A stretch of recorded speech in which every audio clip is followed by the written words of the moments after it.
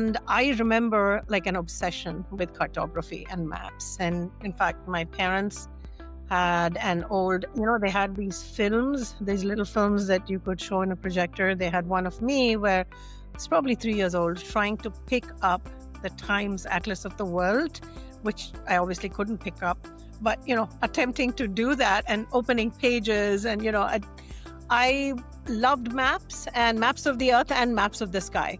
But then when I was young, my parents actually bought me because I was very curious. And by the way, when I say curious, it's not a euphemism for naughty. I was not naughty. I was a really good girl, very well-disciplined child, but really curious. So they bought me a telescope and a microscope just to see what I would do with it, right? What did I want to play with, right? And it was a telescope for me. And I think there was something, when I think back about what it was, I think the fact that you could never quite touch anything in the sky, no matter how far you reached.